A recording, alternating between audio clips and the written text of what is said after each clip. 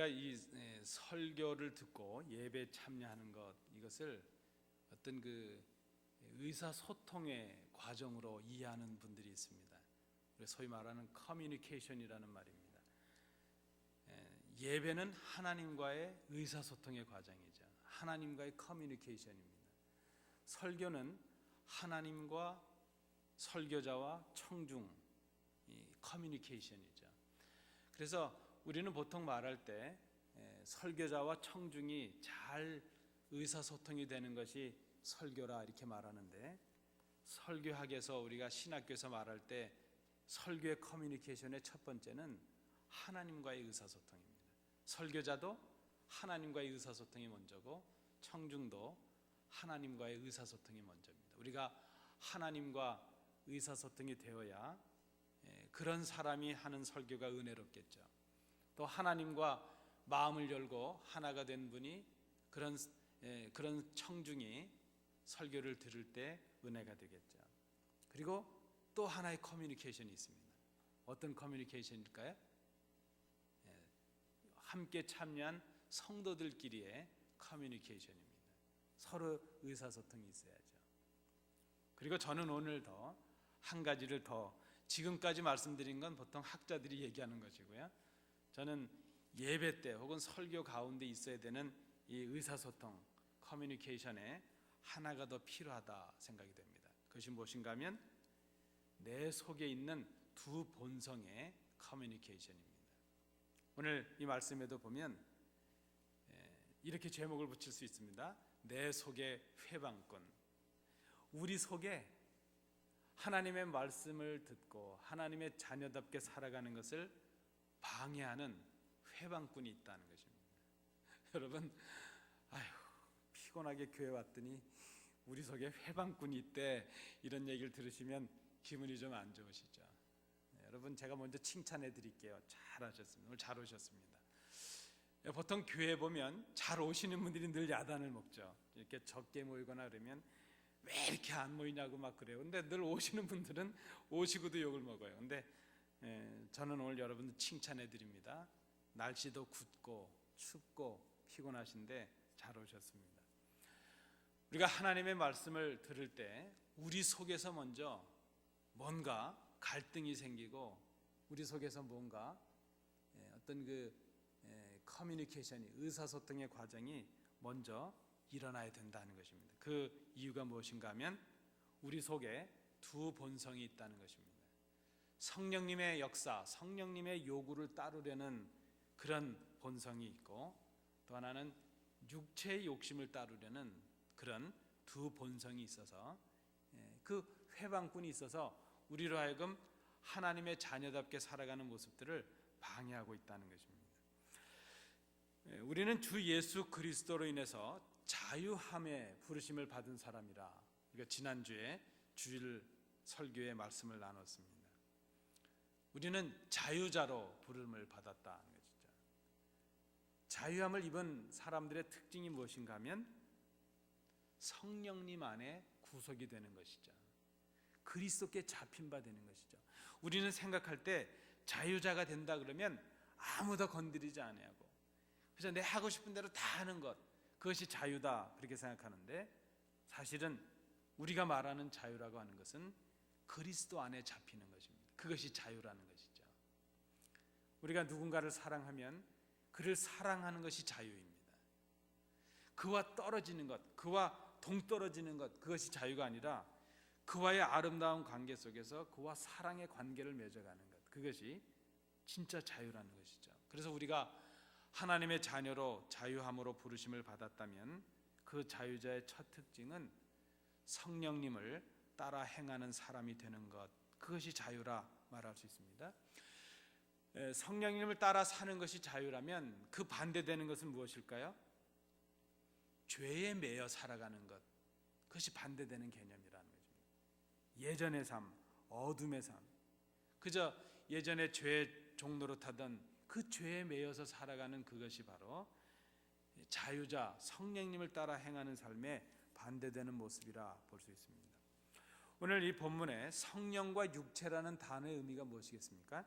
육체라는 이 말은 사실 이 오늘 말씀에 보면 사도 바울은 이 육체라는 단어의 개념을 보이지 않는 하나의 영적인 세력, 뭔가 영향력, 그런 어떤 좀 추상적이긴 하지만은 어떤 하나의 세력처럼 묘사를 하고 있습니다. 그래서 우리가 좀 쉽게 표현을 한다고 한다면 그것은 성령님의 다스리심 혹은 성령님의 능력, 성령님의 권세에 대립되는 한 영향력, 세력, 그런 모든 행위들을 포함한 개념이라 이렇게 말할 수 있습니다. 그것은 다른 말로 하면 인간의 죄악성, 인간의 부패성의 어떤 그 죄성을 말한다 이렇게 볼 수 있습니다. 육체 세력, 육체 죄된 영향력에서 그 어둠 가운데 있는 그 모든 모습, 타락한 모습, 연약한 모습, 죄된 모든 모습, 그것을 육체라는 단어로 개념을 설명을 하고 있습니다. 자, 이 육체에서, 이 죄된 육체 삶에서 벗어나기 위해서는 성령님을 따라 행하는 사람이 되어야 된다 이렇게 말씀을 합니다. 사도 바울에 의하면 성령을 따르지 않는 사람을 육체의 욕심을 따르는 사람 이렇게 말합니다. 육체를 따르는 사람, 성령님을 따라서 행하는 사람, 육체를 따라서 살아가는 사람, 이 둘은 서로 다르다는 것이죠. 오늘 본문 16절 말씀해 보시면 육체를 따라 살아가는 사람은 성령님의 인도하심을 따르지 않는 사람이라 그랬습니다. 반대로 성령님을 따라 살아가는 사람은 육체의 욕심을 이루지 않는 사람이라 그랬습니다. 말씀드린 대로 우리는 자유자로 부르심을 받았습니다. 성령님의 인도하심을 따르는 사람들이 되었습니다.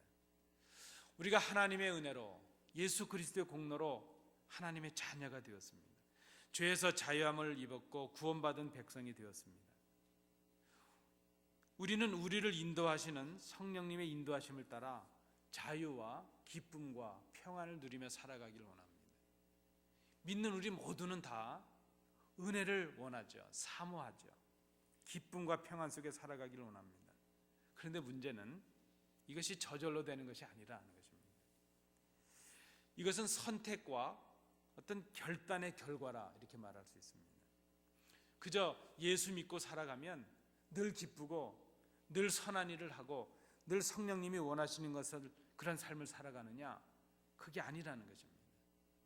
우리가 성령님 원하시는 삶을 살아가고 하나님의 기뻐하시는 뜻을 행하고 있다면 그것은 어떤 선택과 결단의 결과라는 것이죠. 무슨 말입니까? 우리 속에서 두 본성이 처절하게 싸우고 있는데 그 싸움에서 승리한 결과가 하나님의 뜻을 이루고 성령님의 뜻을 이루는 그런 삶을 살아간다는 것입니다. 만약에 우리가 우리 속에 있는 육체의 본성이 성령님을 따르려는 이 생각을 이겨버리면 육체의 소욕을 따르는 말이 나오고 행동이 나오고 그런 삶을 살아가는 사람이 될 수밖에 없다는 것입니다. 육체의 욕심을 따를 것인가? 아니면 성령님께서 원하시는 삶을 따를 것인가? 우리 속에서 치열한 처절한 싸움이 있습니다. 여러분, 오늘 이 자리에 나오신 분들은 승리하신 분들입니다. 오실 때 조금 고민한 분도 계실 것 같아요. 날도 춥고 눈이라도 내릴지 모르고 피곤도 한데 교회를 갈까 말까. 아마 그럴 것 같아요. 속에서 무슨 소리야, 가서 자리를 채우고 기도하고 말씀을 사모해야지. 한쪽에서 아이고 하루쯤 쉰다고 누가 뭐라 그래? 아니 뭐 나만 안 가나? 응? 괜찮지, 하루쯤 쉬는 거 괜찮지, 막 그러죠. 그러면 이 속에서 여러분 어떤 마음이 드셨어요? 오늘 이 자리에 나오셨다는 것은 승리하신 것 아니겠습니까? 무슨 소리야, 교회 나가서 기도하고 하나님 말씀 들어야지. 그 성령님의 역사를 따르는 그 생각이 승리해서 우리로 하여금 결단하게 하고 그 결단을 행동으로 옮기게 해서 오늘 이 자리에 나와 계신다는 겁니다. 그런 의미에서 여러분들은 승리자들이십니다. 오늘 승리하셨습니다. 저는 잊을 수 없습니다.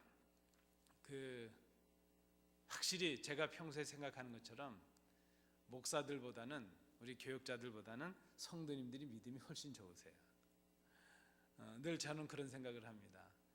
목사는 대개 목사 일 안 하면 성경도 안 읽을 사람들이 하는 것 같아요.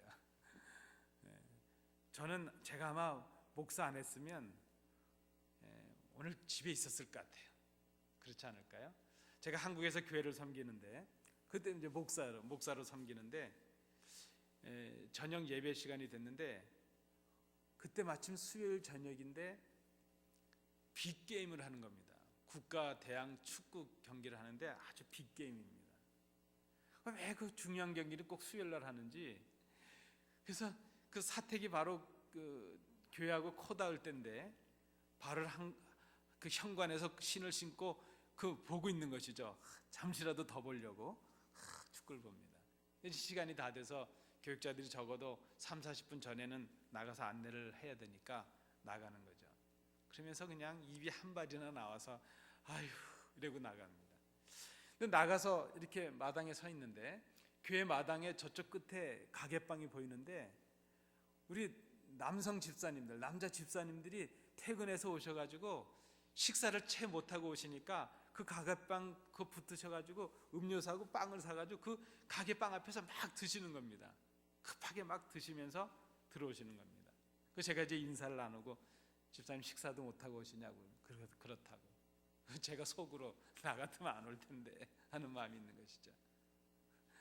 제가 그때도 생각했습니다. 야, 확실히 집사님들이 믿음이 좋으시구나. 여러분, 우리가 신앙생활 해나갈 때 작은 것 하나라도 그냥 되는 것이 없습니다. 작은 봉사 하나도 그냥 되지 않습니다. 우리는 가끔 우리 성도들이 봉사를 하시면 아이 뭐 그까짓 거 하고 그래 이럴 마음이 들 때가 있죠. 그거 쉬운 게 아닙니다. 작은 봉사, 작은 헌신 하나도 그 속에서 뭔가 갈등이 있고 싸움이 있고 처절한 몸부림이 있어서 그래도 교회를 생각하고 하나님의 영광을 생각하는 하나님의 말씀을 따르는 그 결정을 하고 이렇게 하는 것이 하나님 기뻐하는 것이지 고민과 결단 속에 나오는 행동이라는 것입니다. 우리 신앙인의 삶은 다 그렇습니다. 여러분 한번 이전에 생각해 보십시오. 고민하지 않아도 헌신할 수 있고 결단하지 않아도 헌신할 수 있고 우리가 신앙생활 해나갈 수 있는가? 그렇게 그런 분들 많지 않을 것입니다. 목사도 마찬가지입니다. 자기의 시간을 주를 위해서 쓰기 위해서 애써야 되고 그저 내 자신을 위한 것보다는 교회를 위한 시간을 하고 그런 시간 관리를 하기 위해서 그런 삶을 살기 위해서 애쓰고 노력해야 그런 마음을 가지고 성령님께서 원하시고 기뻐하시는 뜻을 생각해야 결단하고 선택할 수 있는 문제라는 것입니다. 우리 속에 회방꾼이 있습니다. 우리 속에 사탄의 역사가 있을 수 있습니다. 가만히 들어와서 우리 가정을 허무는 여우가 있을 수 있습니다. 가만히 들어와서 우리 심령을 건드리고 성도들을 이제 미혹하게 하는 그런 잘못된 악한 세력들이 있을 수 있습니다. 여러분 우리 속에서 성령님께서 기뻐하실 생각으로 성령님의 인도하심을 따라서 이 모든 싸움에서 영적인 싸움에서 승리할 수 있어야 됩니다. 이것이 그저 쉽게 되는 것이 아닙니다. 그래서 우리는 날마다 하나님 앞에 오늘 우리 집사님 기도하신 것처럼 성령님의 도움을 구하고 우리가 이 싸움에서 승리할 수 있도록 기도해야 되는 것이죠. 여러분 사도 바울 같으시면 이것이 쉽게 됐을까요? 사도 바울은 이렇게 고백을 합니다. 여러분 잘 아시는 로마서 7장 23절부터 25절의 말씀입니다. 이것은 어떻게 보면 우리 연약한 인간의 실존을 그대로 드러내고 있는 말입니다. 내 지체 속에서 한 다른 법이 내 마음의 법과 싸워 내 지체 속에 있는 죄의 법으로 나를 사로잡는 것을 보는도다. 오라 나는 참 공고한 사람이로다. 이 사망의 몸에서 누가 나를 건져낼 것인가? 우리 주 예수 그리스도로 말미암아 하나님께 감사하리로다. 그런즉 내 자신이 마음으로는 하나님의 법을 육신으로는 죄의 법을 섬기노라. 여러분 사도 바울 같은 그 위대한 사도, 위대한 신앙인도 고민하고 있습니다. 내 속에서 죄의 법이, 육신의 법이 하나님을 따르는 이 법을 사로잡아서 그저 그것을 누르고 나를 사망의 몸으로 끌고 가려고 한다.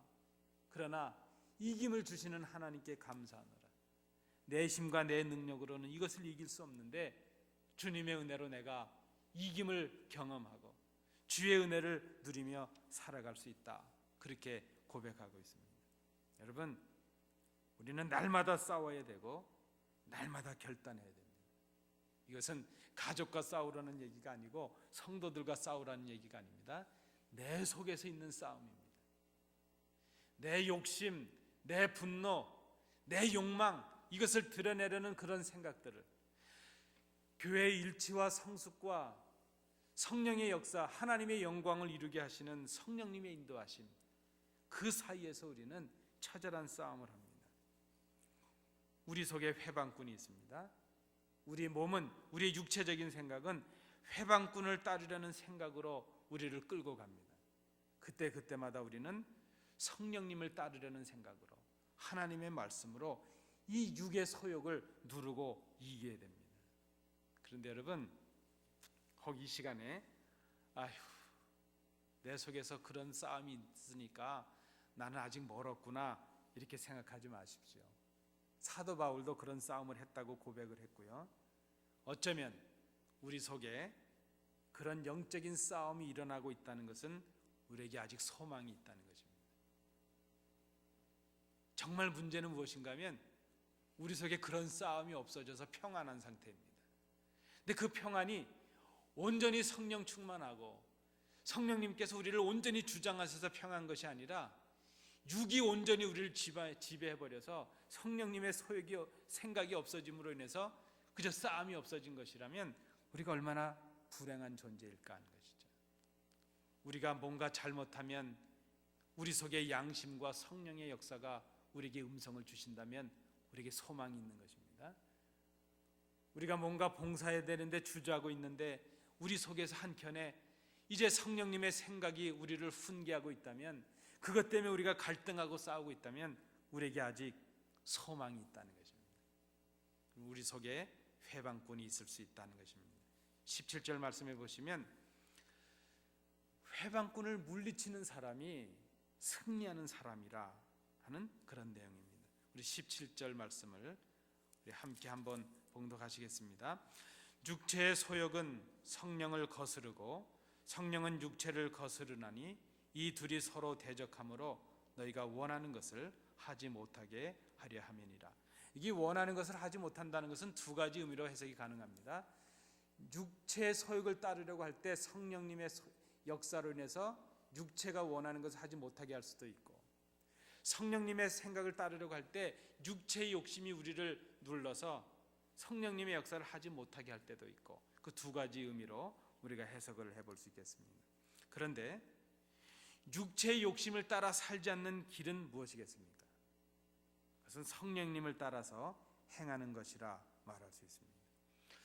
육체의 소욕, 육체의 욕심을 따르는 사람은 성령님을 거스르는 사람이라 그랬습니다.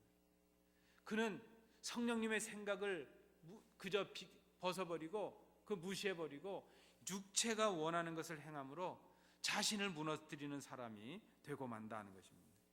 그 결과가 어떻습니까? 육체의 욕심을 따라 살아가면 자유함이 있을 것 같습니다. 그저 오늘 이 본문에 나타난 오늘 그 육체를 따르는 삶의 모습들이 많이 나타나고 있지 않습니까?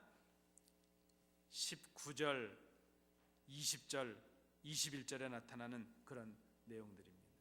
근데 그렇게 살아가면 우리에게 성공이 있고 자유함이 있을 것 같습니다. 그런데 여러분, 이미 여러분들이 알고 계시지 않습니까? 그런 육체의 욕심을 따라 살아가면 자유할 것 같지만, 기쁨이 있을 것 같지만 실상은 더 큰 죄, 더 큰 어둠에 매이게 된다는 것입니다. 우리 집사님 기도하시는데 참 은혜로운 기도하셨습니다. 가인의 죄가 무엇인가? 그 죄를 중단하지 못한 것이 큰 실수의 죄라 말씀하셨는데, 여러분, 이 육체의 욕심을 따라가면 끝이 없다는 것입니다.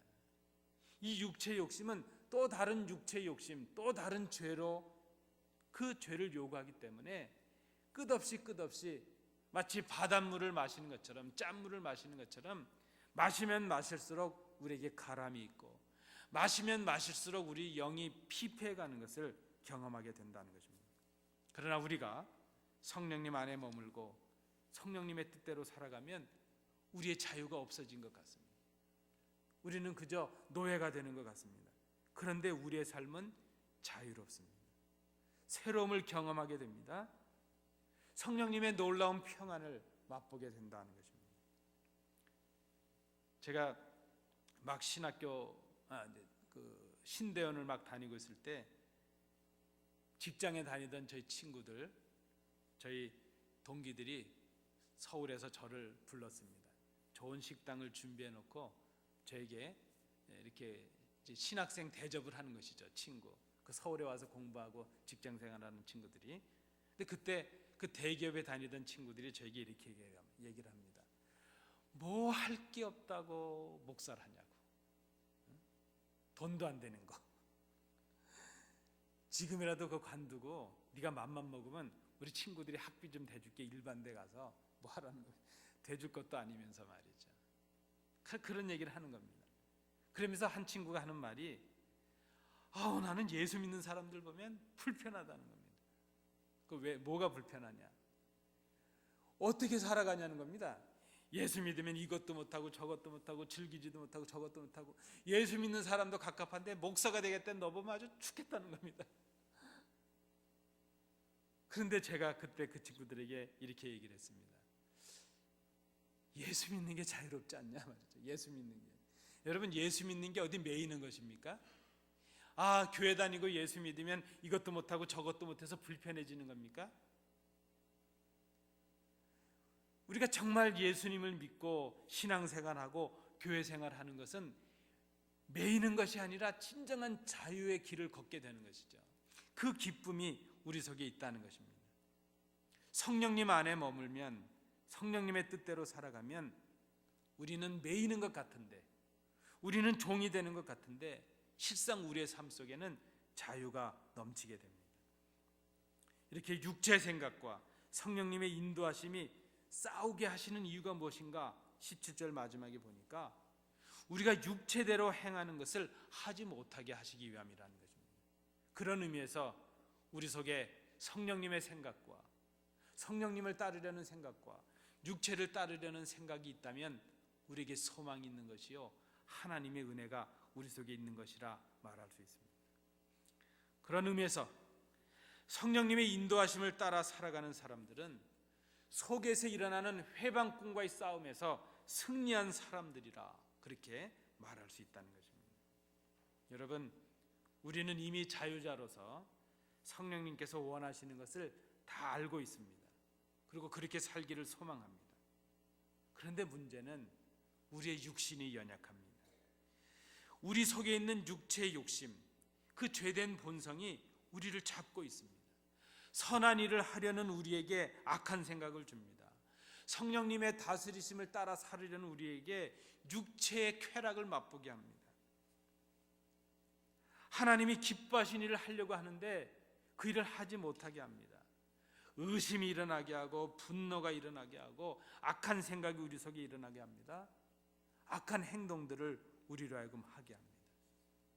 여러분, 우리의 한마디 말, 우리의 행동 하나하나, 우리 눈빛 하나하나가 처절한 싸움을 통해서 나오는 결과라는 것을 우리가 생각해야 됩니다.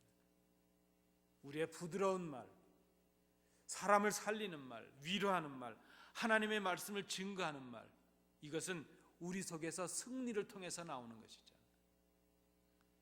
저주하는 말, 비난하는 말, 욕하는 것, 그저 온갖 탐욕을 부리는 것, 이기적인 말들, 이 모든 악한 것들은 우리 속에서 성령님을 따르려는 생각이 패배해서 나오는 것일 수 있다는 것입니다. 회방꾼을 물리치고 성령님의 다스리심을 받은 사람은 육체를 거스르는 사람이 될 수 있습니다. 생명의 삶을 살게 하시는 성령님의 역사를 이루는 사람이 됩니다. 그는 죽음의 세상에서 성령님을 통해 받은 생명을 지키고 그 생명으로 인해서 기쁨을 누리는 사람이 될 수 있습니다. 여러분, 우리가 오늘 저녁에 정직하게 고백할 수 있어야 됩니다. 내가 기쁘게 살지 못한 것은 저 사람 때문이 아니고 내 환경 때문이 아니고 내가 패배했기 때문입니다. 내가 악한 말을 하고 있다면 내 속에 있는 그 육체의 본성에 성령님을 따르려는 그 생각이 굴복했기 때문입니다. 우리가 영적인 전쟁을 하고 있다는 것을 생각해야 됩니다. 우리가 주의 전에 옳은 것, 말씀드린 대로 이 자체도 승리의 삶입니다. 주의 전에 올라서 봉사할 수 있는 것, 작은 것 하나님 앞에 드릴 수 있는 것, 나눌 수 있는 것, 이 모든 것들이 다 성령님께서 승리하게 하신 모습일 수 있다는 것입니다. 육체 회방꾼을 물리친 결과라 말할 수 있습니다. 우리 성도님들께서 회방꾼을 물리치는 성공적인 삶을 살아가실 수 있길 바랍니다. 매일 승리하십시오. 매일 승리자들이 되셨길 바랍니다. 그러면 어떻게 하면 그렇게 매일 승리하는 사람이 될 수 있겠는가? 마지막으로 싸움에서 이기는 방법을 가르쳐 드리겠습니다. 사실 이것은 제가 가르쳐 드리는 것이 아니고 사도 바울이 오늘 본문에서 이미 말씀하고 있습니다. 지금까지는 잘 못 들으셨지만 이런 비법은 잘 들으셔야 되지 않겠습니까? 한마디로 요약해 드립니다. 피곤하신 분은 쉬십시오. 제가 한마디로 요약하고 말씀드릴 테니까요. 이 영적인 싸움에서 이기는 방법 한마디로 요약하면, 이 영적인 싸움에서 승리해서 성령의 열매를 받는 비결 무엇입니까? 오늘 말씀 24절에 있는 대로 육체와 함께 그 정욕과 탐심을 십자가에 못 박으라 하는 것입니다. 우리의 과거의 그 죄된 모습, 악한 본성, 이것을 그리스도와 함께 십자가에 못 박으라 하는 것입니다. 그리스도의 십자가에 못 박으라, 이 의미가 무엇이겠습니까? 죽으라 하는 것이죠. 육체 소욕을 죽이라 하는 것입니다. 죄된 우리의 과거의 옛사람을 죽이라 하는 것입니다. 그리스도를 본받아서 새로운 피조물이 되라 하는 것입니다. 죄인 됐던 우리의 악한 모습들을 그리스도와 함께 십자가에 못 박으라 하는 것입니다. 그리스도께서 십자가에 못 박혀서 죽으신 것은 우리의 과거의 모든 악한 일들, 우리의 모든 죄성들을 다 가지고 대신해서 대속의 죽음을 죽으신 것입니다. 우리의 그 악한 모든 본성들을 그리스도께 맡기고 그리스도의 십자가 앞에서 우리의 모든 죄를 고백하라 하는 그런 의미입니다. 여러분, 우리가 새로운 존재가 되어야 되지 않겠습니까? 새로 태어나는 새로운 피조물이 되어야 되지 않겠습니까? 우리가 새로운 존재로 태어나지 못한 이유가 어디 있을까요? 죽지 못해서입니다. 죽지 않았기 때문입니다. 우리의 과거의 그 죄된 모습들을 죽이지 않았기 때문이죠. 그리스도와 함께 죽어야 그리스도와 함께 사는 역사가 있습니다. 죽으면 삽니다. 구약의 제사를 보면 그 제물은 죽어서 제단에 올려지죠. 하나님 앞에 산 제사로 예배하는 우리들은 우리의 과거의 행실과 그 죄의 모습들, 악한 본성들을 그리스도의 십자가에 못 박는 사람들이 되어야 됩니다. 그리스도께 자신의 죄와 어둠과 육체의 그 모든 욕심, 모든 정욕을 그리스도께 내어놓는 것입니다. 그것은 회개를 말합니다. 회개의 믿음으로 그리스도께 고백하는 것입니다. 그리고 그리스도의 공로를 힘입고 새롭게 하시는 주의 능력을 힘입는 것입니다. 오늘 본문에서는 그것을 율법 아래 있는 것이 아니라 은혜 아래 있는 것이라 이렇게 말합니다. 율법 아래 있다는 것은 지킬 수 없는 것을 요구하는 그 율법의 요구를 이루기 위해서 내가 노력하고 내가 수고해서 뭔가 공로를 쌓아서 하나님 앞에 의롭게 되겠다는 그런 생각입니다. 그것은 불가능합니다. 그러나 은혜를 구하는 방법은 무엇입니까? 내 힘과 능력으로는 어찌할 수 없는 이 죄악성, 이 인간의 타락된 모습을 그리스도의 은혜 앞에 내놓는 것입니다. 그리스도의 공로를 의지하는 것입니다. 그래서 성령님의 인도하심 속에 있다는 것, 그것은 바로 그리스도의 은혜 아래 있는 것이다 하는 것을 말씀하고 있습니다. 또 하나의 길이 있습니다. 두 번째 길입니다. 첫 번째는 그리스도와 함께 죽어야 된다 그랬다면, 두 번째는 우리 속에 내주하시는, 우리 속에 임재하시는 성령님 앞에 순종하는 것이다 하는 것입니다. 저를 한번 따라해 주십시오. 성령님께 순종하자. 감사합니다. 성령님께서 우리에게 주시는 음성에 귀를 기울이는 것입니다. 그것은 구체적으로 18절부터 20절에 나타난 육체적인 일들을 버리는 행함으로 나타나고 있습니다. 그것은 하나님께서 기뻐하시지 않는 일은 하지 않는 것을 말합니다. 여기 말하는 육체적인 일들이라고 하는 것, 오늘 본문이 말씀하고 있습니다. 구체적으로 음행과 더러운 것, 호색과 우상 숭배와 주술과 원수 맺는 것, 분쟁과 시기와 분냄과 당짓는 것, 분열함과 이단과 투기와 술 취함과 방탕함, 또 그와 같은 것들 그랬습니다. 이것을 우리가 세 단계로 나눈다면, 세 분류로 나눈다면 성적인 죄, 이성적인 죄가 있습니다. 그리고 우상 숭배의 죄가 있습니다. 그리고 마지막 세 번째 분류는 교회 공동체, 신앙 공동체를 무너뜨리는 그런 죄로 분류가 될 수 있습니다. 이런 것들, 하나님이 기뻐하시지 않는 것들, 성령님을 따라 행하는 삶이 아닌 이런 것들은 하지 말라 하는 것입니다. 벌어버리라 하는 것입니다. 그러나 이것은 소극적인 방법입니다. 악한 일을 하지 않는 것, 그것은 소극적인 방법입니다.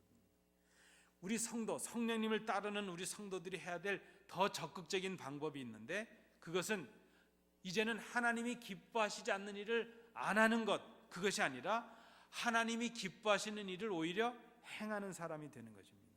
그것은 22절부터 23절 말씀에 나타났습니다. 성령님의 열매라 말했습니다. 사랑과 희락과 화평과 오래 참음과 자비와 양선과 충성과 온유와 절제라 그랬습니다. 육체의 욕심은 개인을 무너뜨리고 공동체를 무너뜨립니다. 그러나 성령님을 따르는 결과, 성령님의 역사를 순종하는 삶은 성령의 열매를 맺게 됩니다. 그 성령의 열매는 우리로 하여금 큰 자유를 누리게 합니다. 공동체를 살립니다. 하나님께 영광을 돌리게 합니다. 악한 일을 하지 않는 것, 성령님을 따르는 일입니다. 그러나 악한 일을 하지 않는 것에서 한 걸음 더 나아가는 사람들이 성도입니다. 그것은 성령님의 열매를 맺는, 성령님께 순종하는 삶이라 말할 수 있습니다. 육체의 정욕을 이기고 성령님을 따르는 승리의 삶, 이 성령의 열매를 한마디로 요약하면 사랑으로 섬기는 것이라 말할 수 있습니다. 그것은 하나님의 계명, 그 대강령 말씀에 순종하는 것입니다. 하나님을 사랑하고 이웃을, 내 형제를 내 몸과 같이 사랑하라 하는 그 말씀으로 요약이 됩니다. 그리스도의 예수의 공로로 하나님의 자녀가 되고 이전 과거의 삶을 버리고 성령님께 순종할 때에 성령님의 열매를 맺습니다. 바로 그 사람이 그리스도 예수의 사람이라 말할 수 있습니다. 그들은 헛된 영광과 욕심을 구해서 서로 노엽게 하거나 서로 다투는 사람들이 아닙니다. 그리스도처럼 사랑을 실천하는 사람들입니다. 이 성령의 열매, 성령님을 따르는 삶은 그래서 사랑의 섬김이 우리 가운데 충만한 삶으로 열매가 된다는 것입니다. 여러분, 오늘 이 저녁에 우리가 인정하셔야 될 것이 있습니다. 우리는 완벽할 수가 없습니다. 완전하지도 않습니다. 여러분도 잘 아시죠? 한번 대답해 보시죠. 여러분 앞에 서 있는 저는 완전한 사람입니까? 완벽합니까? 얼마나 어이가 없으시면 대답도 못하세요. 저도 그렇지만 여러분, 이 땅을 디디고 살아가는 사람들 중에 완전한 사람들이 있겠습니까? 완벽한 사람이 있겠습니까? 우리가 우리의 연약함을 인정할 수 있어야 됩니다. 우리는 겉으로 얼마나 치장을 합니까? 나는 목사인데, 나는 이런 직분자인데, 나는 얼마나 교회를 내가 섬겨왔는데 우리를 치장하고 있습니다. 그러나 정말 회칠한 무덤 같은 사람들이 바로 우리들입니다. 겉으로는 하나님을 섬기는 사람 같은데 이 속에 노략질하는 이리 같은 악한 생각이 가득 찬 사람들이 바로 우리들입니다. 우리는 다른 사람을 향해서 그렇게 말하죠. 그러나 정말 이중적인 그런 악함을 가진 사람들이 바로 우리들입니다. 우리 속에 우리 그리스도 예수를 통해 담아주신 성령님의 그 역사가 우리 가운데 있습니다. 하나님의 형상이 우리 가운데 있습니다. 그러나 그럼에도 불구하고 우리는 그 성령님을 따라 살려는 간절한 생각이 있음에도 불구하고 여전히 우리 속의 한쪽 구석에는 육체의 욕심을 따르려는 악한 생각들도 자리를 하고 있다는 것입니다.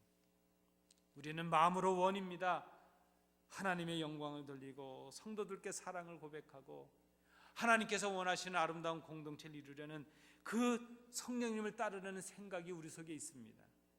그런데 우리는 또 한편의 이 악한 생각이 우리의 그 좋은 생각을 가로막고 있는 것 때문에 괴로워하고 고통하고 있습니다. 여러분, 어떤 땐 그런 때도 있지 않습니까? 그저 자녀들에게, 아이들에게 미안하다, 사랑한다 말하고 싶은데 말하려고 갔는데 막상 나온 말은 다른 말이 나옵니다. 아휴, 그냥 미안하다 그러면 될 텐데 그 말을 못하고 그냥 체면과 뭐 이런 것 때문에 그냥 그러는 때가 있죠. 그리고 막 또 고민하고 갈등을 하죠. 여러분, 육체 정욕이 있습니다. 우리 속에 있습니다. 더러움이 있습니다. 음행의 마음이 있고 시기와 분냄과 단짓는 것, 분열하는 것, 투기하는 것, 술 취한 방탕 같은 악함과 더러움이 우리 속에 가득합니다. 그래서 우리는 늘 실망합니다. 그런데 우리에게 소망이 있습니다. 우리 속에 성령님이 계십니다. 성령님은 우리에게 날마다 그 악한 생각들과 우리가 싸울 수 있도록 우리에게 힘과 능력을 주십니다. 그 악하고 더러운 생각들을 누리고 승리하라고 우리에게 감동을 주십니다. 우리로 하여금 성령님의 역사를 따라서 성령님의 뜻을 따라서 행하게 하십니다. 25절 말씀입니다. 만일 우리가 성령으로 살면 또한 성령으로 행할지니. 성령으로 행하기 위해서는 성령대로 살아야 됩니다. 여러분, 성령대로 산다는 것은 성령님께 순종하는 삶을 말합니다. 성령님께 순종하는 삶이라는 것은 우리에게 담아주신 하나님의 말씀을 순종하는 것이요, 그것은 한마디로 요약이 가능합니다. 하나님을 사랑하고 형제를 사랑하는 것입니다. 말씀을 맺도록 하겠습니다. 우리 속에 회방꾼이 있습니다. 부정하지 말아야 됩니다. 우리도 악할 수 있고 우리도 악한 생각을 할 수 있고 악한 생각, 행동을 할 수 있는 연약함이 있다는 것을 인정해야 됩니다. 그런데 성령님의 역사로 물리치고 이겨내야 될 싸움입니다. 이기는 방법은 성령님께 순종하는 것입니다. 육체의 생각과 욕심을 물리치는 것입니다. 성령님께 순종하는 길은 오직 기도와 말씀 외에는 없습니다. 하나님의 은혜와 능력을 구해야 됩니다. 이 싸움을 우리의 힘으로 승리할 수 없기 때문입니다. 이 싸움에 하나님의 말씀을 기억함이 없이는 승리할 수 없기 때문입니다. 그것은 사랑으로 섬기는 것이라 말씀을 드렸습니다. 그때 우리 가운데 성령님의 열매가 맺혀집니다. 그때 우리는 사랑하는 사람들이 될 수 있습니다. 하나님 기뻐하시는 사람이 될 수 있습니다. 이 영적인 싸움에서 승리자들이 될 수 있습니다. 오늘 성경은, 사도 바울은 그들이 그리스도 예수의 사람들이라 이렇게 말합니다. 여러분, 진정한 의미의 그리스도 예수의 사람들이 되시기 바랍니다. 우리 속에 악한 본성을, 이 회방꾼들을 물리치고 늘 승리의 삶을 살아가시는 우리 성도들 되시기 바랍니다.